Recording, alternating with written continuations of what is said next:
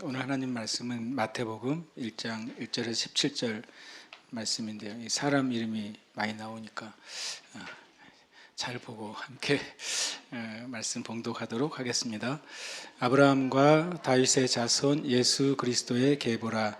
아브라함이 이삭을 낳고 이삭은 야곱을 낳고 야곱은 유다와 그의 형제들을 낳고 유다는 다말에게서 베레스와 세라를 낳고 베레스는 헤스론을 낳고 헤스론은 람을 낳고 람은 아미나답을 낳고 아미나답은 나손을 낳고 나손은 살몬을 낳고 살몬은 라합에게서 보아스를 낳고 보아스는 루sek에서 오벳을 낳고 오벳은 이새를 낳고 이새는 다윗 왕을 낳으니라.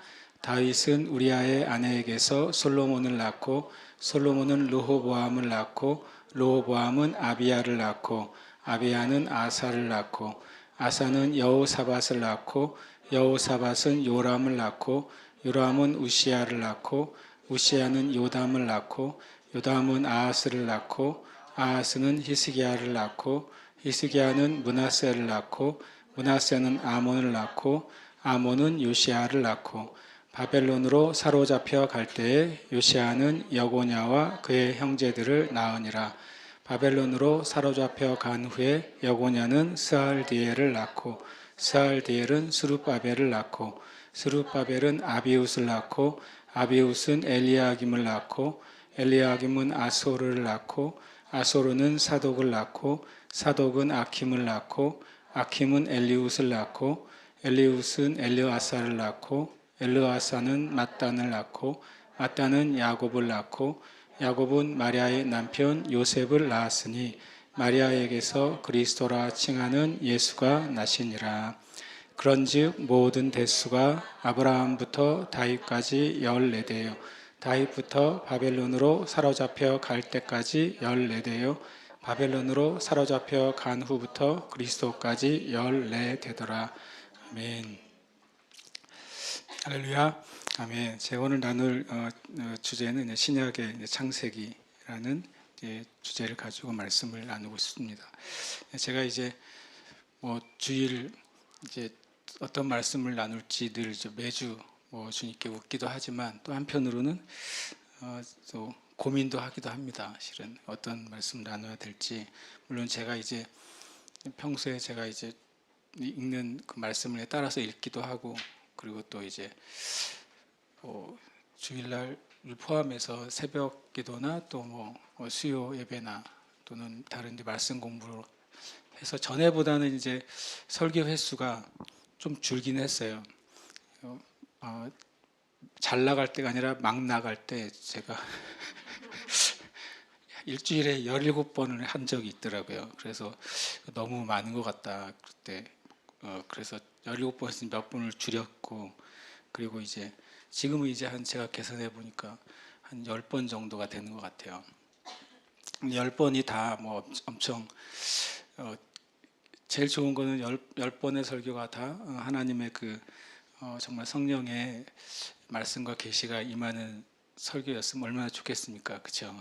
근데 실은 제가 온전히 그렇지 못하고 완전히 제 안에 말씀이 다 입력이 돼 있으면 정말 좋을 텐데 아직 그러지 못해서 약간은 제가 말씀을 전할 때 어떤 날은 여러분은 눈치를 채실 수도 있겠지만 굉장히 어떤 부끄러운 마음으로 말씀을 전할 때도 저는 있어요.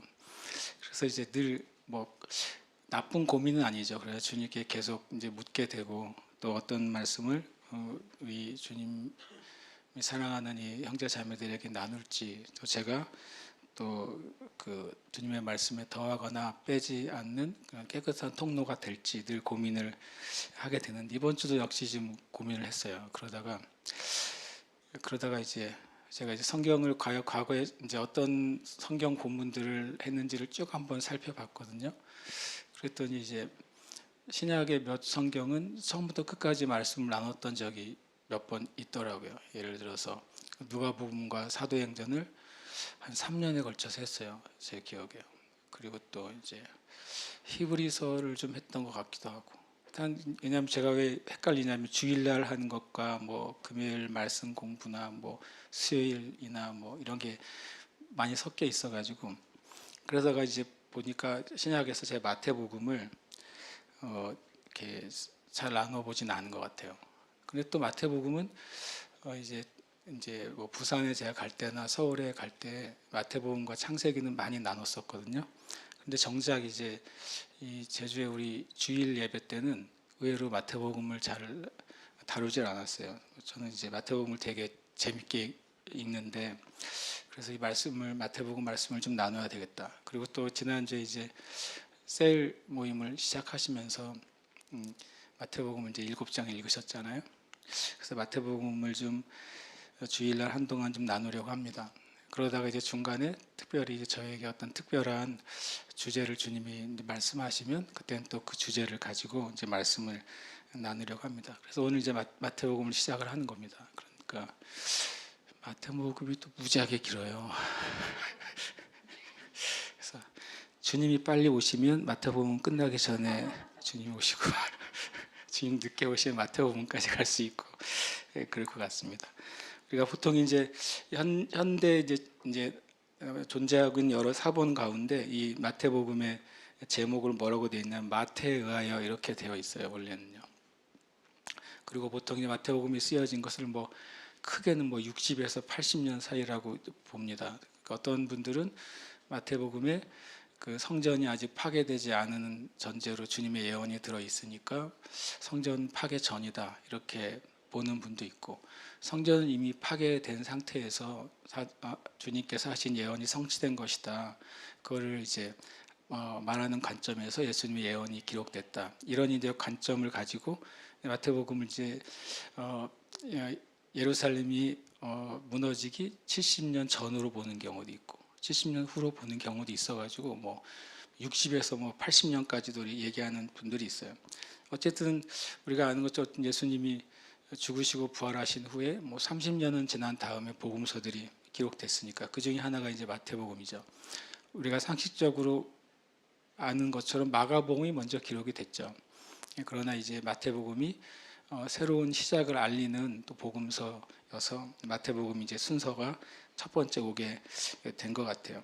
그래서 마태복음은 이제 여러 가지를 많이 우리에게 보여주고 있고, 특별히 예수님이 이제 구약에서 말씀하는 메시아이다라는 것을 마태복음이 아주 중요하게 얘기하고 있습니다. 흔하게 우리가 흔히 말하는 것처럼 마태복음이 유대인들을 위한 복음이다라고 이렇게 알려져 있어요. 이 마태복음을 기록한 마태가 이제 마태 레위잖아요. 세리장이었던 이제 마태 레위가 이 복음서를 기록했다고 우리가 알려져 있습니다. 실은 신기하게도 이 마태복음 안엔 마태가 기록했다는 말은 써 있지는 않아요.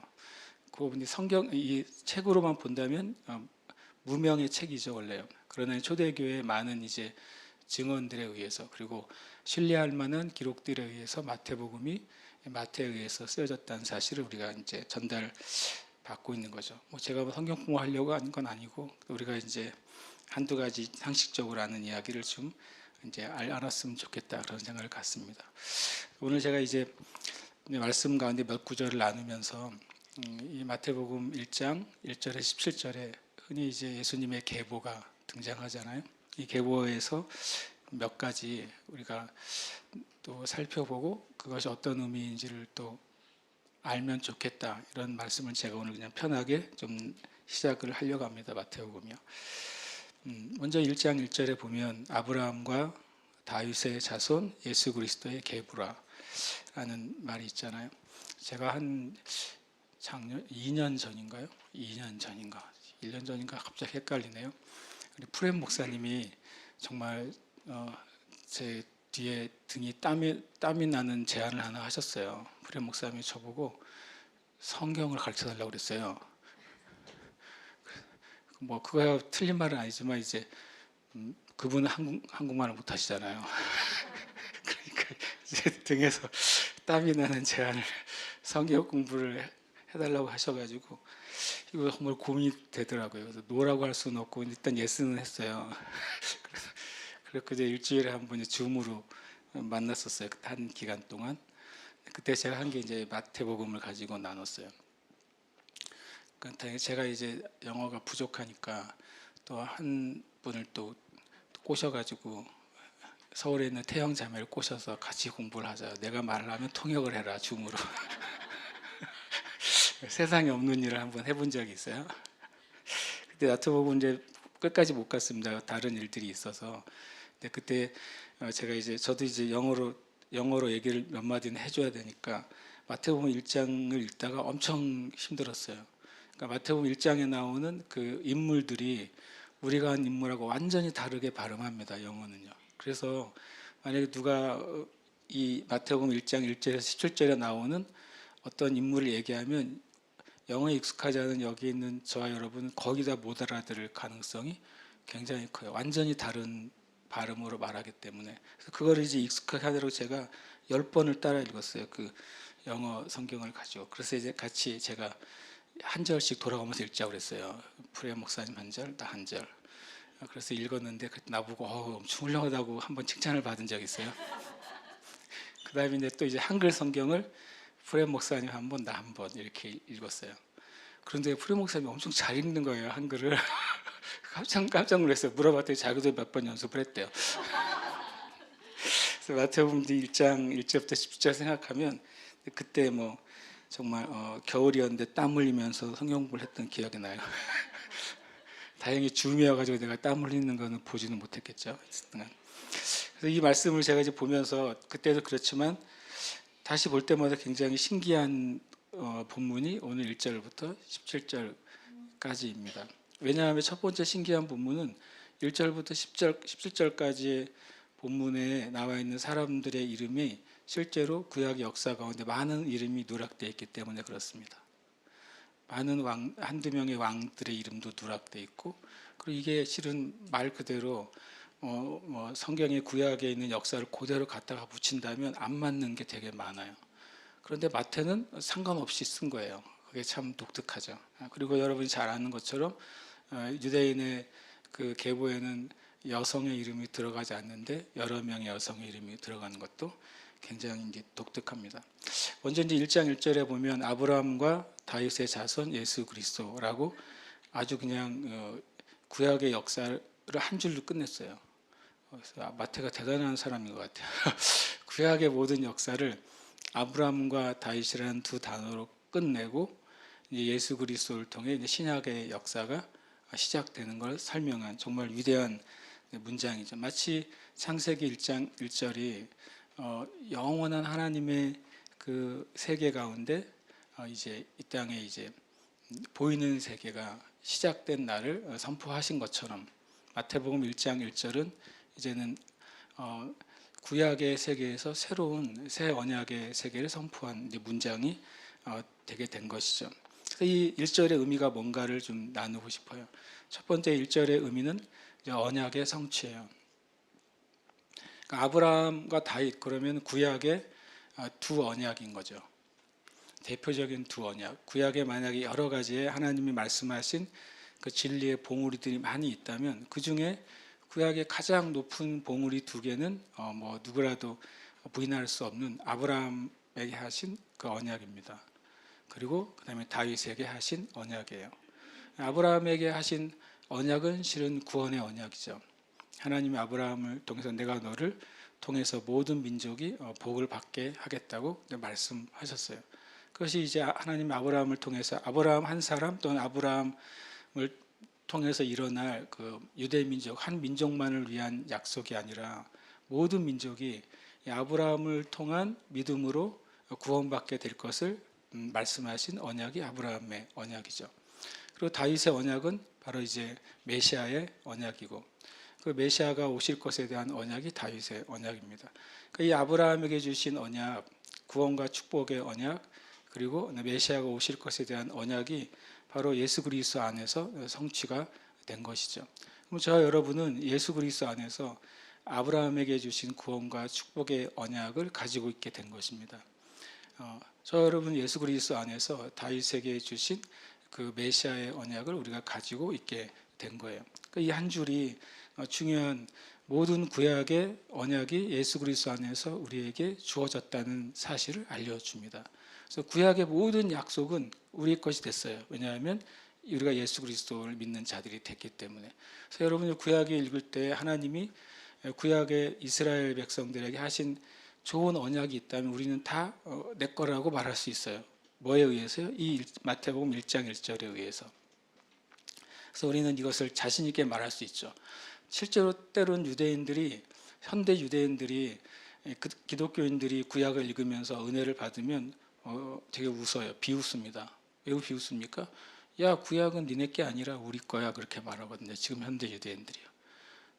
모세오경은 니네 게 아니야. 이방인들 너희하고는 관계가 없어. 모세오경은 우리 유대인들에게 주어진 것이야. 실제로 현대 유대인들이 그렇게 이해합니다. 그러니까 이방인들이잖아요. 유대인의 입장에서. 우리가 구약을 가지고 막 은혜를 받으면 유대인들은 엄청 이상하게 생각하는 거예요. 왜 쟤네들이 은혜를 받지? 이거는 우리 유대인에게 주신 건데.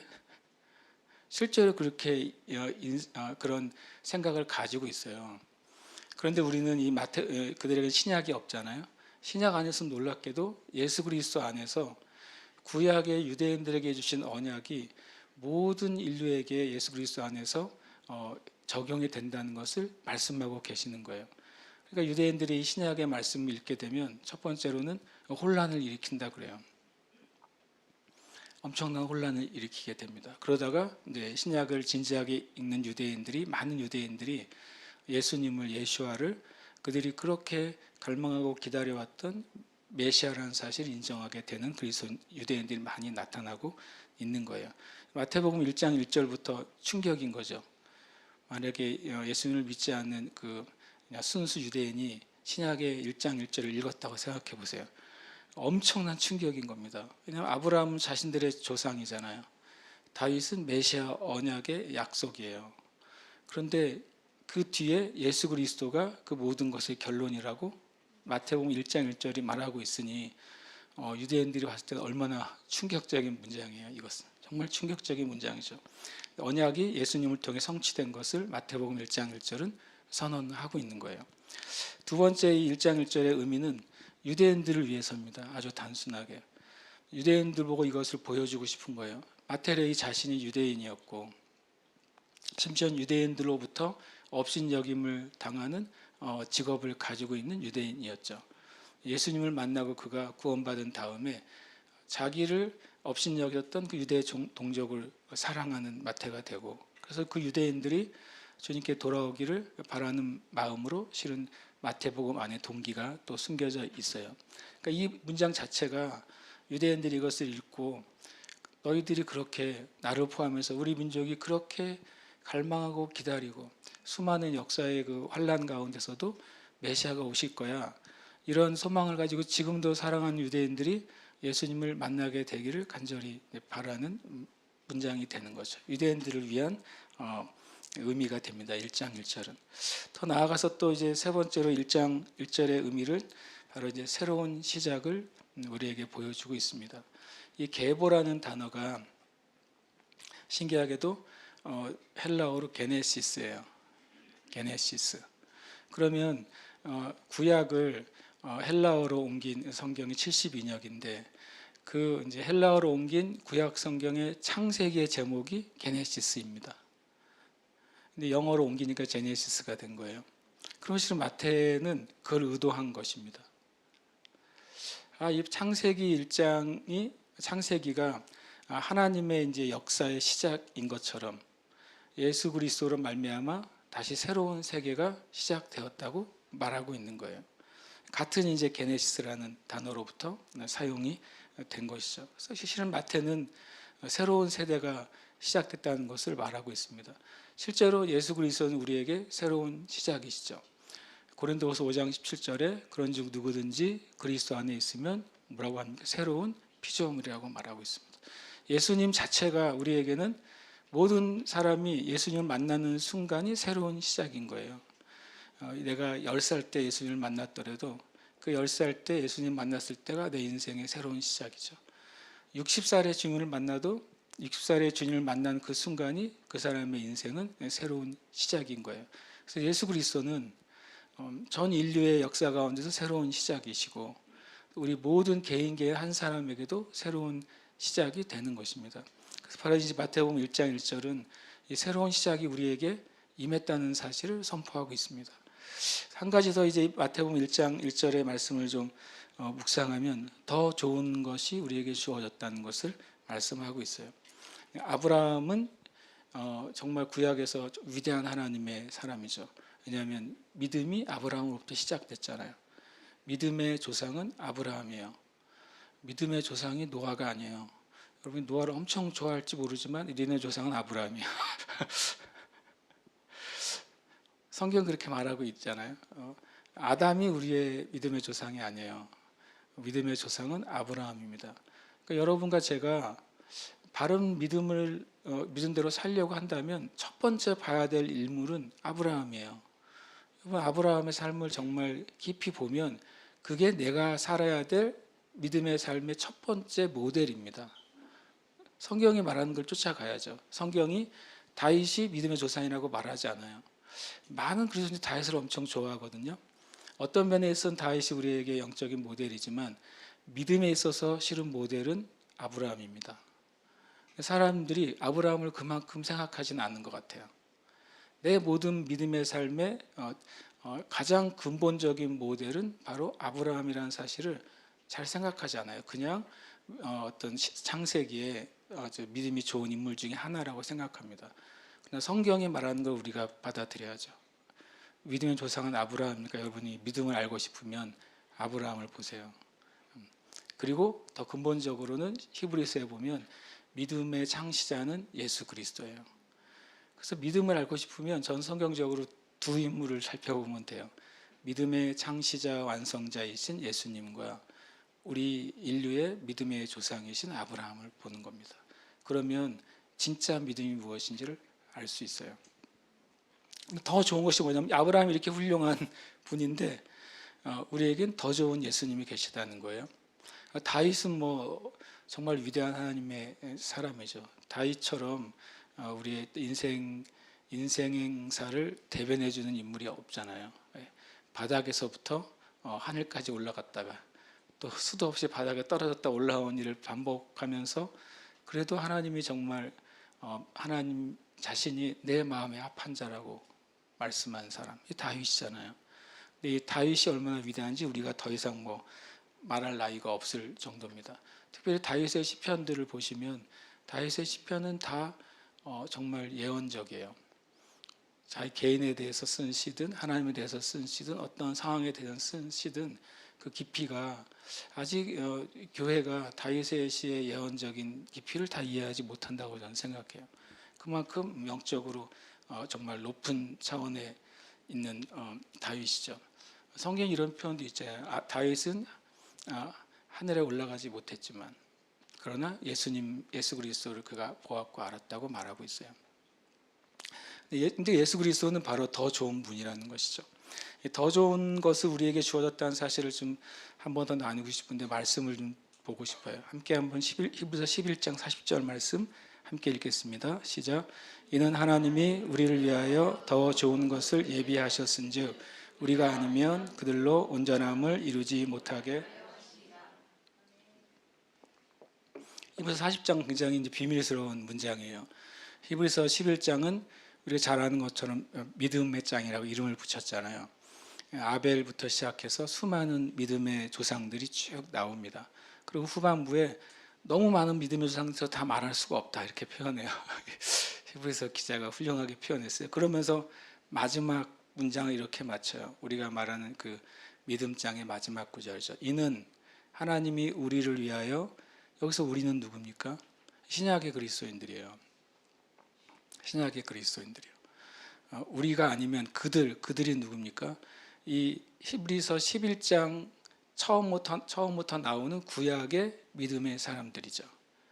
우리는 지금 이 히브리서 기자의 개념으로는 이제 신약의 성도로서 그들을 바라보는 거예요. 하나님 앞에서 믿음으로 살았던 수많은 믿음의 조상들을 바라보는 거죠. 그리고 히브리서 12장 1절에 구름같이 허다한 증인들이 있다고 말했잖아요. 그 구름같이 허다한 증인들이 바로 히브리서 11장에 나오는 구약의 믿음의 증인들이죠. 그러니까 그들을 표현하는 거죠. 그래서 우리와 그들을 우리가 이해할 필요가 있어요. 그러니까 그들은 구약의 믿음의 사람들이고 우리는 지금 당시 우리의 기준으로 하면 신약의 그리스도인들이 많은 것입니다. 그런데 이 히브리서 기자는 놀라운 말을 했습니다. 그들은 구약의 위대한 그리스도인들인데, 위대한 성도들인데, 위대한 믿음의 사람들인데 우리가 그들보다 더 좋은 게 있다고 주장하는 거예요. 아브라함이 들으면 기분 나쁠 수도 있죠. 다윗이 들으면 기분 나쁠 수도 있지만 놀랍게도 히브리서 기자는 이 말을 적어놨어요. 성령의 감동으로 적어놓은 것이죠. 여러분이 만약 이렇게 말하면 어디 가서 나는 아브라함보다 더 좋은 걸 가지고 있어요, 교만하게 들릴 수도 있고 이상하게 들릴 수 있는 거예요. 그렇죠? 나는 다윗보다 더 좋은 것을 가지고 주님께 받았어요. 그럼 네가 다윗보다 더 위대한 예배자야? 라는 소리를 들을 수도 있겠죠. 그러나 성경은 놀랍게도 그들 안에 아브라함도 포함되어 있고 다윗도 포함되어 있잖아요. 그들보다 더 좋은 것이 우리에게 예비되었다고 말씀하고 있어요. 그래서 뭐라고 하냐면 우리가 아니면 그들로 온전함을 이루지 못하게 하려 하심이라. 이 의미는 이것입니다. 그들에게 주신 은혜와 더 좋은 것을 받은 우리가 하나님 안에서 합쳐졌을 때 온전한 것이 이루어질 것이라는 표현이에요. 그러나 어쨌든 신약의 그리스도인들이 구약의 하나님의 성도들보다 더 좋은 것을 가지고 있다고 히브리서 기자는 주장해요. 근데 어떻게 그게 가능할까 하는 것이죠. 한 말씀을 더 살펴보면 이제 우리가 그것을 이해하게 됩니다. 히브리서 9장 23절인데 함께 읽겠습니다. 그러므로 하늘에 있는 것들의 모형은 이런 것들로서 정결하게 할 필요가 있었으나 하늘에 있는 그것들은 이런 것들보다 더 좋은 제물로 할지니라. 아멘. 구약에 하나님이 이스라엘 백성을 죄를 용서하시고 하나님의 축복과 언약이 성취되도록 하는 그런 수단으로 뭘 주셨습니까? 하나님께 드리는 제사를 허락해 주셨어요. 구약의 제사를 통해 이스라엘 백성들이 죄사함을 받죠. 그 죄사함을 받은 구약의 백성들에게 하나님이 약속하신 축복과 언약이 이루어지는 거예요. 만약에 구약의 제사가 없다면 그들은 하나님께 용서받을 수 없고 하나님이 약속하신 축복과 언약을 받을 수가 없는 것이죠. 그래서 구약은 그렇게 제사라는 어떤 장치를 통해서 이스라엘 백성들이 죄사함과 축복을 계속 유지할 수 있게 하셨다는 것입니다. 근데 신약에 있어서는 그러나 우리에게 뭐가 있습니까? 더 좋은 제물이 필요한 때가 된 것이죠. 이것은 더 이상 레위 지파의 아론 지파의 후손의 제사장이 동물의 피를 흘려서 제사함을 받는 그 피 흘림의 제사함의 유효 기간이 1년이잖아요. 구약의 속죄일 날 하나님께 드리는 그 제사에서 사함을 받는 그 유효 기간이 1년이에요. 1년에 한 번씩 매번 속죄일이 대속죄일이 다가오는 거니까 그때마다 이 속죄가 이루어져야 미안한 표현이면 1년짜리 속죄를 얻는 거예요.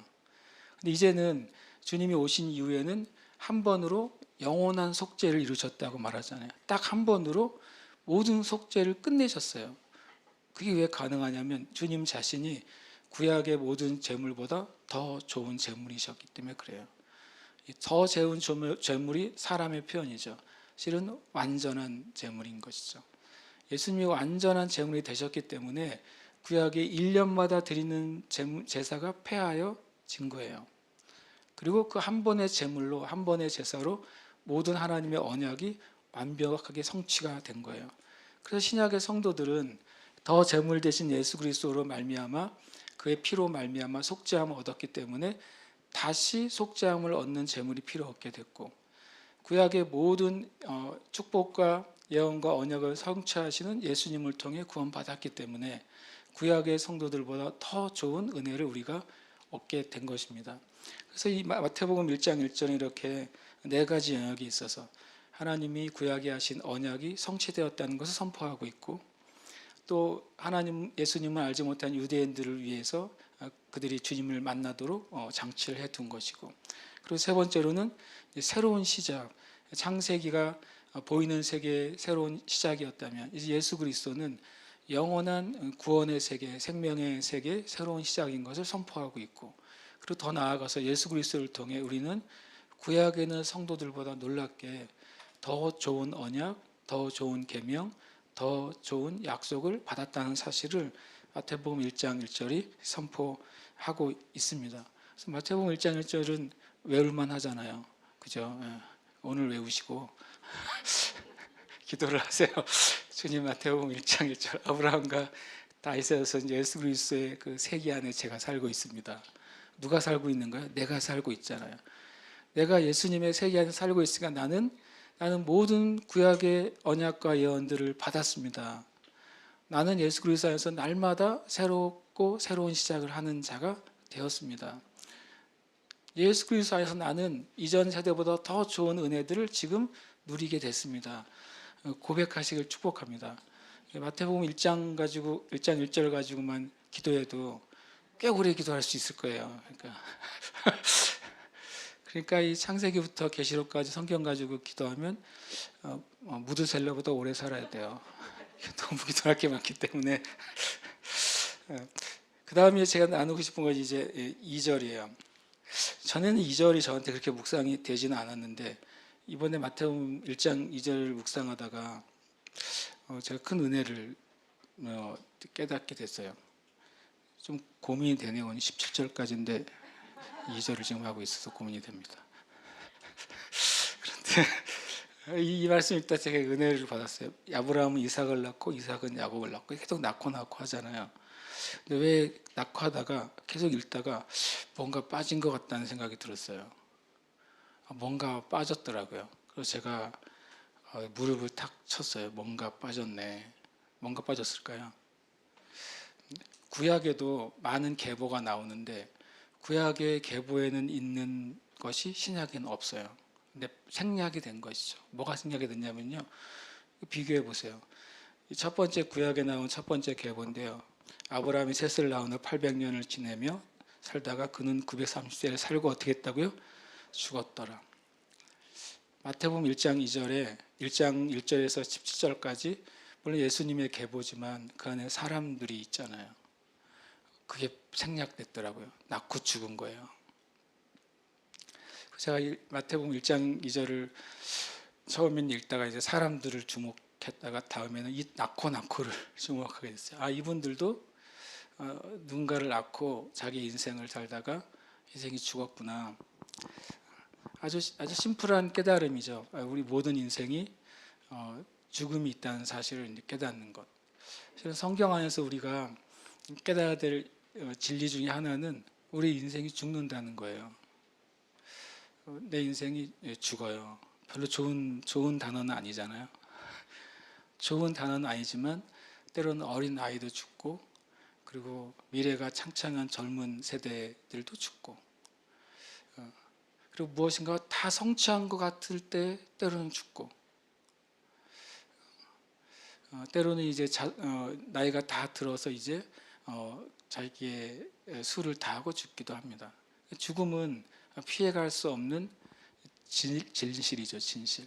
예수 믿지 않는 사람들도 이것을 가끔 깨달은 사람들은 가끔 열심히 살려고 해요. 그리고 바르게 살려고 하고 의미 있게 살려고 하는 거죠. 이 단순한 이 문장이 저한테 많은 생각을 하게 됐어요. 아브라함부터 시작해서 예수님까지 단 한 분 예수님만 죽지 않으셨죠. 이 14대 마지막 분 예수 그리스도만 태어나고 죽지 않으셨고 나머지 모든 믿음의 사람들은 태어났고 죽었어요. 그래서 이 죽음의 문제를 해결하실 분이 결국엔 예수 그리스도이신 것이고 우리의 죽음의 문제를 해결받은 것도 예수 그리스도 때문인 것이죠. 이것을 꼭 기억하시길 축복해요. 마태복음 1장 1절 읽을 때는 그 네 가지 기억하시고 1장 2절 읽는 순간 아브라함도 죽었네. 나도 죽을 거야. 이상한 말이 되겠죠. 나도 죽을 거잖아요. 그러나 나는 예수 그리스도를 통해 영생을 얻었죠. 영생을 얻었기 때문에 지금 오늘 주님이 나를 이 땅 가운데서 취해 가실지라도 우리는 주님 앞에 예스하고 갈 수 있어야 돼요. 그것이 우리의 믿음의 기초잖아요. 물론 하나님은 모든 그리스도인들이 하나님 우리에게 주신 수를 건강하게 누리고 주님을 섬기기를 원하세요. 그러나 어쨌든 그 외에도 죽게 될 것입니다. 저는 1장 2절을 묵상하면서 인생의 그냥 아주 기본적인 사실을 다시 생각해 보게 됐어요. 오직 주님만이 우리에게 이 인생의 기본적인 문제를 하셨어요. 그리고 우리가 그것을 가지고 있는 것이죠. 여러분이 그 믿음으로 그걸 고백하시길 축복해요. 제가 신문을 나름 열심히 보는데 돈 제일 많은 사람이 이제 머스크라는 분이잖아요. 일론 머스크. 그래서 제가 이 마태복음 1장 1절 읽다 또 그날 또 일론 머스크에 대한 기사가 뭐 하나 나와서 이렇게 생각했어요. 이분도 죽으시네. 돈 엄청 많으신데 이분도 살 날이 얼마 안 남았네. 제가 생각을 했어요. 등치도 엄청 크더라고요. 190인가 뭐 이러잖아요. 키도요. 키도 되게 커요. 일론 머스크가 이렇게 보이는 것보다 키도 크고 뭐 아주 독특한 분이잖아요. 남아공에서 태어나가지고 어렸을 때는 이게 틱 장애인가요? 그런 질환을 겪어가지고 그거를 극복하고 나중에 캐나다로 가서 사업을 해가지고 뭐 갑자기 떼부자가 되네. 우리가 보기에는. 그래서 그도 죽습니다. 누구도 죽어요. 그러나 예수님 안에서만 영생이 있어요. 이게 우리가 가지고 있는 복음입니다. 그 사실을 감사하시길 축복해요. 그 다음에 나누고 싶은 이제 몇 가지는 이분들입니다. 유다는 다말에게서 베레스와 세라를 낳고라고 3절은 기억하고, 또 5절은 살몬은 라합에게서 보아스를 낳았다고, 또 보아스는 루색에서 오벳을 낳고, 또 이제 다윗은 우리아의 아내에게서 솔로몬을 낳고, 16절에 마리아에게서 그리스도라 칭하는 예수가 나시니라. 이 5분의 여성분들은 당시의 개념으로는 비정상적인 형태의 이제 상태예요. 유다 아는 것처럼 다말은 유다의 뭐 아내가 아니죠. 원래는 뭡니까? 자기 아들의 아내죠. 며느리입니다. 며느리. 그러니까 베레스와 세라는 율법의 개념으로 보면 부정한 자녀들이에요. 실은요. 이렇게 돼서는 안 돼요. 그런데 놀랍게도 이 다말이 예수님의 그 족보 안에 버젓이 등장을 하고 있죠. 라합은 어떻습니까? 라합은 우리가 보기에 여리고에 있는 그 믿음의 여인이잖아요.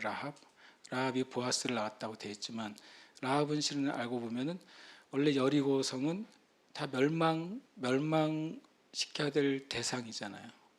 원래 멸망받아야 할 가난한 여인이죠. 부정한 여인이에요, 원래는. 그런데 이 라합이 예수님의 그 구원의 계보에 들어 있는 거죠. 또 보아스는 또 루색에서 오벳을 낳았다. 룻은 더 심각합니다. 룻은 에돔 사람이잖아요. 에돔이 아니라 모압 여인이잖아요. 모압 여인. 모압 여인은 토라에 의하면 영원히 하나님의 그 백성의 수에 들 수 없는 민족이에요. 모압은 걔네들은 절대 안 돼 하는 민족이 바로 모압이에요. 근데 이 여인이 신기하게도 모압 여인이죠. 그러니까 율법에 의해서 하나님의 백성이 영원히 들 수 없는 저주받은 그 민족 중에 하나가 바로 모압인데, 모압 여인 룻이 버젓이 예수님의 구원의 계보에 들어있는 거예요. 심지어는 룻은 얼마나 중요해요? 룻 때문에 다윗이 나왔잖아요. 다윗은 또 이스라엘의 위대한 왕이잖아요. 그러니까 엄청 이제 이 룻부터 가기 시작하면 이제 이스라엘의 계보가 이제 엉망이 되는 겁니다. 이거를 만약 유대인들이 그걸 그대로 읽는다면 낯이 뜨거워져서 우리는 정말 하나님의 선민이야 그러지만 엄청나게 이미 다문화 가정 가운데 있었다는 사실을 인정할 수밖에 없는 거죠. 이미 초반부터 다문화였어요. 보시면 요셉의 아들, 요셉이 누구랑 결혼했습니까? 저기 이집트 여자랑 결혼했잖아요. 이미 에브라임과 문하세도 다문화예요. 맞죠, 제 말이. 그러니까 순수혈통을 주장하는 유대인들은 제가 보기엔 어이가 없어요. 이미 성경에 초기부터 다문화가 시작이 됐는데 어떻게 그거를 주장하는지 저는 이해가 안 돼요. 그 다음에 다윗은 우리아의 아내. 이것은 더 심각한 범죄 행위였죠. 실은 알고 보면 범죄 행위예요. 그런데 그때 위대한 솔로몬 왕이 나와요. 거기서요. 여기 우리아의 아내는 실은 마태가 보기에도 이름을 쓰기가 뭐한 여인이었던 거죠. 이름을 안 적습니다. 우리는 밧세바라는 이름을 알고 있지만 마태는 밧세바라는 이름을 안 적었어요.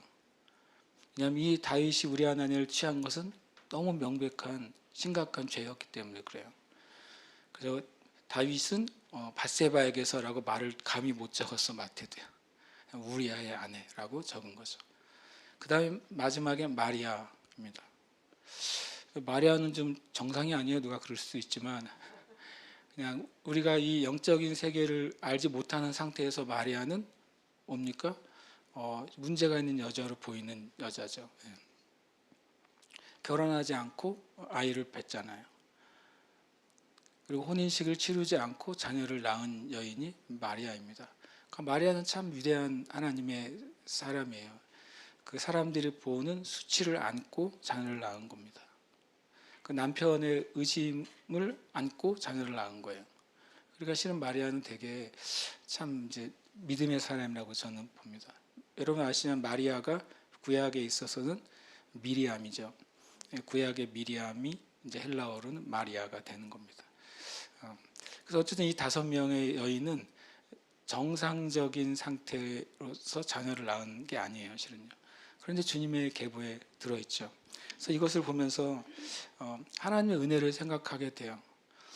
이 다말, 라합, 룻, 또 밧세바, 마리아 이 어디 어간에 저와 여러분이 있잖아요. 우리는 이렇게 주님 앞에 우리 자체로는 구원받을 수 없는 존재예요. 이 여인들이 감히 왕의 족보, 메시아의 족보에 들을 수 있는 인간적인 조건이 없는 여인임에도 하나님은 이들을 통해서 하나님의 구원의 역사를 이루어 가셨잖아요. 저 여러분도 동일합니다. 특히 저는 저 자신을 볼 때도 그렇다고 생각이 들어요. 그럼에도 불구하고 이 여인들이 실은 주님의 그 구원사에서 정말 귀한 역할을 했던 여인들이 된 것이죠. 그럼 저와 여러분도 우리 자신은 실은 참 때로는 특별한 것이 없어 보여도 예수님 안에 있을 때 빛나는 여인들이 된 것처럼 우리가 예수님 안에 있을 때 우리의 삶이 정말 빛나고 영광스럽게 되는 줄 믿습니다. 이 5명의 여인을 생각할 때 그 묵상을 계속 하게 돼요. 주님이 얼마나 나에 대해서 우리들에 대해서 은혜롭고 자비로우신 분인지를 생각하게 됩니다. 그다음에 한 가지 더 나누면 이제 16절입니다. 16절을 보다가 제가 조금 깜짝 놀랐어요. 야곱은 마리아의 남편 요셉을 낳았으니 마리아에게서 그리스도라 칭하는 예수가 나시니라. 왜 놀랐을까요?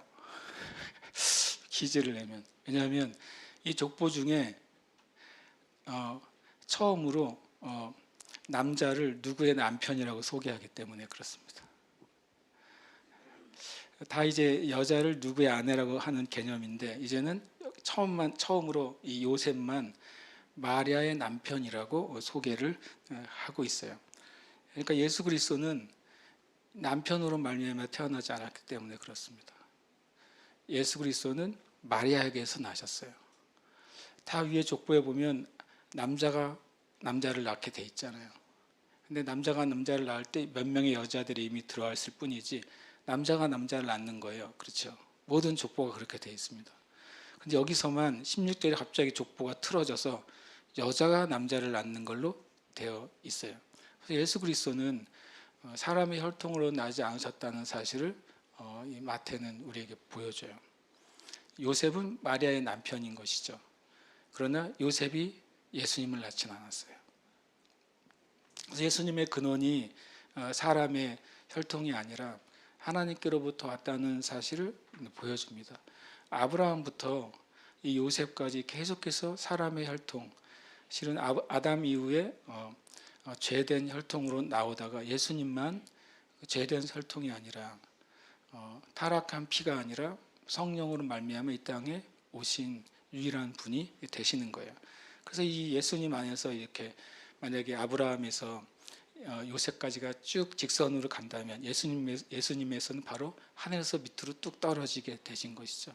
그래서 인간의 역사 가운데 하나님의 영역이 드디어 침범을 하신 거예요. 죄의 역사 가운데, 타락의 역사 가운데, 심판의 역사 가운데 아무리 인간의 삶이 위대하고 아름답고 놀랍다 할지라도 스스로를 구원할 수 없는 역사잖아요. 거기에 이제 예수님이 하늘로부터 이 땅에 임하신 사건을 16절이 기록하고 있어요. 마리아에게서 그리스도라 칭하는 예수가 나시니라. 그리스도 예수 그리스도. 놀랍게도요. 사복음서에는 예수 그리스도가 같이 나오는 문장이 거의 없어요. 그런데 서신서에서는 끊임없이 예수 그리스도, 그리스도 예수가 계속 끊임없이 등장을 합니다. 굉장히 놀라운 특징이죠. 예수님은 바로 이제 이 땅에 임하신 성육신하신 인간의 이름입니다. 그리스도는 성육신하신 예수님의 본성을 얘기해 주십니다. 예수님의 본성은 그리스도 메시아이시죠. 그리고 인간으로 오신 예수님의 사역은 구원하는 사역이신 거예요. 하나님께서 바로 구원하는 사역으로 이 땅에 오신 것을 이 한 문장은 우리에게 말씀하고 있습니다. 그리고 마지막으로 나눌 거는 이 문장인데요. 한번 읽겠습니다. 시작. 그런즉 모든 대수가 아브라함부터 다윗까지 14대요. 다윗부터 바벨론으로 사로잡혀 갈 때까지 14대요. 바벨론으로 사로잡혀 간 후부터 그리스도까지 14대더라. 아멘. 그러면 14 더하면 몇 대일까요? 갑자기 더하기를 하니까 순간 놀라셨죠? 자, 14 더하기 14 더하기 14는 정답은 40입니다. 만약에 초등학교 2학년한테 이렇게 말하면은 아유, 아저씨는 바보네요 그럴 거예요. 14 더하기 14 더하기 14는 40. 맞습니까? 틀립니까? 맞습니다.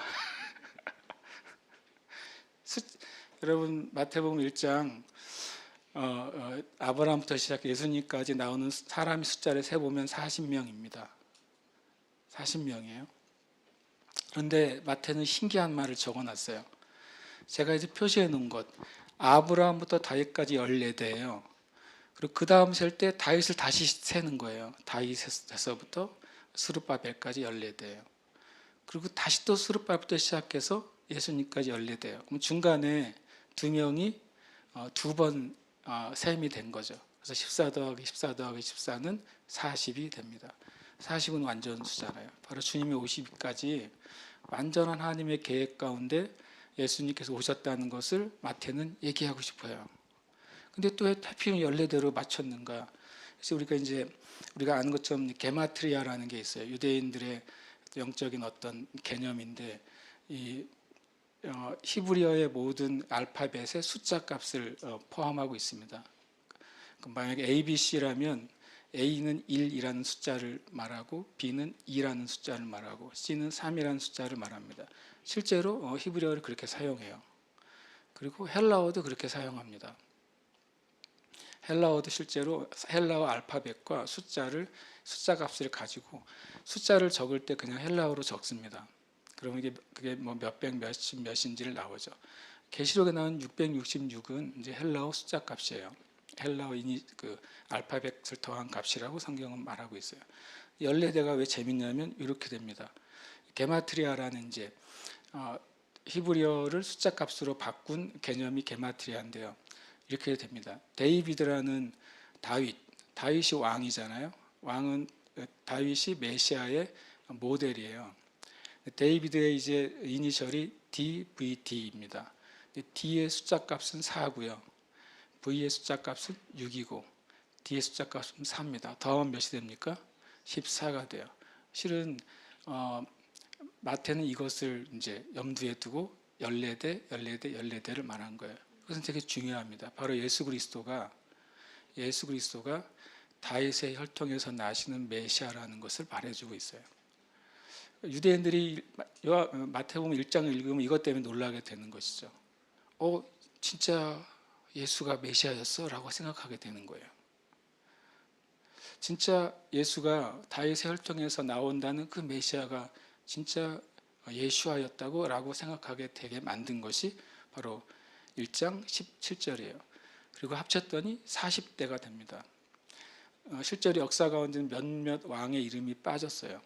그래서 마태는 하나님의 완전한 계획 가운데 주님이 이 땅에 메시아로 오셨다는 사실을 말하고 있어요. 그리고 또 바로 구약에서 말하고 있는 다윗의 혈통으로 오시는 메시아, 그분이 바로 예수 그리스도라는 사실을 이 마태복음 1장 1절 17절을 통해서 말씀하고 있는 것이죠. 참 이제 마태가 그렇게 보면은 세리잖아요. 세리가 뭐에 강합니까?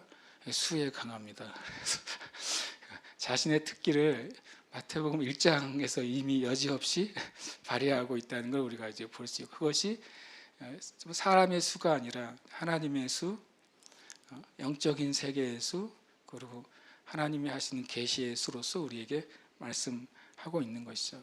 그래서 마태복음 1장 이렇게 엄청 재밌어요. 그렇죠? 다시 마태복음 1장을 보시면서 재밌어 하시길 축복합니다. 오늘 여기까지 좀 나누려고 하고 같이 좀 기도하고 싶습니다. 마태복음 1장은 어찌 보면 수많은 그냥 사람들의 나열이지만 하나님의 마음이 저는 있다고 생각해요. 마태복음 1장을 읽는 우리들에게 나는 완전한 계획 또 완전한 역사 가운데서 행하는 분인 것을 말씀하고 있죠. 그럼 저 여러분의 인생 가운데도 마치 이렇게 5명의 여인처럼 내 삶에 없었으면 하는 사건, 만나지 않았으면 하는 사람, 이런 일이 있을지 모릅니다. 그러나 하나님은 이 모든 부정한 여인들처럼 보이는 여인들을 통해서도 구원의 역사를 이루시고 완성하신 분이시니까 우리의 인생 가운데는 여러 가지 일들을 통해서 주님은 구원을 완성하시는 분이십니다. 그래서 우리가 주님을 신뢰할 때 그 은혜가 우리에게 있는 줄 믿습니다. 함께 시간 고백하겠습니다. 나는 예수님이 성취하신 아브라함과 다윗의 언약을 가지고 있다. 아멘. 한 번 더요. 나는 예수님이 성취하신 아브라함과 다윗의 언약을 가지고 있다. 아멘. 고백합니다. 나의 삶의 근원은 부활하여 살아계신 예수 그리스도와 그분의 생명이다. 아멘. 한 번 더요. 나의 삶의 근원은 부활하여 살아계신 예수 그리스도와 그분의 생명이다. 아멘. 고백합니다. 나는 예수님을 통해 세상이나 구약의 성도들보다 더 좋은 것을 가지고 있다. 아멘. 한 번 더요. 나는 예수님을 통해 세상이나 구약의 성도들보다 더 좋은 것을 가지고 있다. 아멘. 우리가 여기 나에다가 우리의 이름을 붙여서 고백하십시다. 나는 예수님 안에서 이런 존재입니다. 나는 예수님 안에서 이것을 가지고 있습니다. 예수님이 없었다면 이것은 나와 상관이 없는 것이지만 예수님이 계시기 때문에 이것은 나에게 실제이고 진리입니다. 우리가 함께 이 시간 이름을 넣어서 고백하고 주님께 감사와 또 믿음의 기도를 함께 드리겠습니다. 함께 고백합니다. 공령은 예수님이 성취하신 아브라함과 다윗의 언약을 가지고 있다. 공령의 삶의 근원은 부활하여 살아계신 예수 그리스도와 그분의 생명이다. 예수 그리스도 통해 세상이나 구약의 성도들보다 더 좋은 것을 가지고 있다. 아멘. 아멘. 주님 감사합니다. 주님의 놀라우신 은혜를 인하여 감사합니다. 주님, 예수님 안에 모든 구약의 약속과 축복과 예언이 성취되었습니다. 예수님을 통해서 하나님의 모든 약속과 언약을 주님 받게 되었습니다. 주님, 나는 자격이 없으나 공로가 없으나 어떤 선함도 없으나 예수님 안에서 의롭게 되었고 예수님을 통해 그 모든 언약과 축복을 받게 되었습니다. 주님, 마귀가 이것을 빼앗아갈 수가 없으며 마귀가 이것을 제거할 수가 없으며 이 땅에 있는 그 어떤 것도 이 언약을 지워버릴 수가 없음을 믿습니다. 지금 제 이것을 예수님 안에서 가지고 있습니다. 놀라운 은혜를 가지고 있습니다. 주님께 감사와 찬양 올려드립니다. 지금 나의 근원은 세상이 아닙니다. 나의 근원은 육신이 아닙니다.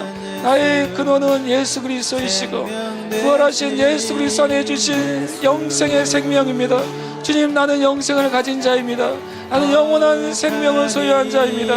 영원한 생명은 나에게 항상 역사합니다. 영원한 생명을 내 삶 가운데서 새로운 힘을 제공하고 새로운 활력을 제공하고 새로운 능력을 제공하고 새로운 은혜를 제공합니다. 주님, 제가 주님 안에 새 것인 것을 주님 온전히 붙잡습니다. 저는 주님 안에 새 것입니다.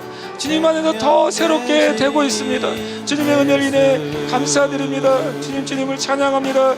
하나님, 예수님을 통해 이 세상에 속한 것보다 더 큰 것을 나는 가지고 있습니다. 주님을 찬양합니다. 내가 더 큰 것을 가지고 있는 것을 인해 감사합니다. 구약의 그 위대한 성도들보다도 지금 주님은 예수님의 저에게 더 좋은 것을 주시는 분이십니다. 그것이 주님의 약속이고 주님의 은혜며 주님의 언약입니다. 예수님 안에 내가 있을 때 이 고백은 진리가 됩니다. 예수님 안에 있을 때 이것은 사실이 됩니다. 예수님 안에 있을 때 우리 이것이 역사합니다. 주님 감사합니다. 은혜가 늘 우리를 불러주시고 은혜가 늘 이끌어주신 주님을 찬양합니다. 이 시간 저희 믿음으로 기도하는 주의 성도들 가운데 역사하시옵소서. 믿음을 더하시옵소서. 믿음을 더하시옵소서. 믿음을 더하시옵소서. 믿음을 더하시옵소서. 아멘. 아멘.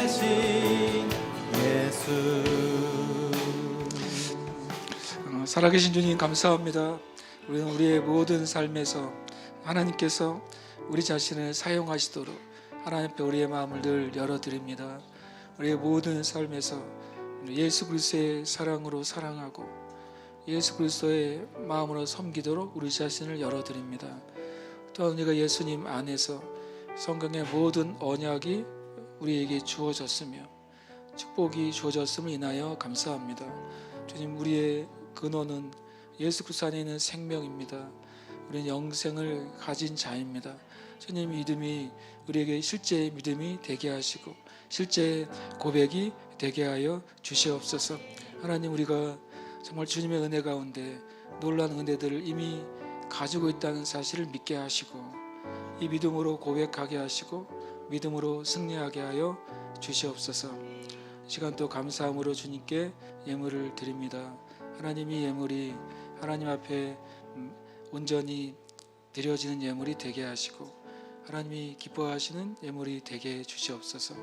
우리가 지금 우리가 돈을 드리는 것이 아니라 우리의 마음을 드리게 하시고 우리의 감사와 찬양을 드리게 하시고 주님께 한 그 약속과 언약을 드리는 시간이 되도록 축복하여 주시옵소서. 모든 형제 자매들의 삶 위에 가정 위에 또 모든 그 사업과 하나님의 부르심 영역 가운데 하나님의 탁월하게 하시는 은총, 형통케 하시는 은총, 또 뛰어넘게 하시는 은총이 부어질 것을 축복합니다. 감사드리고 살아계신 예수님 이름으로 기도합니다. 아멘.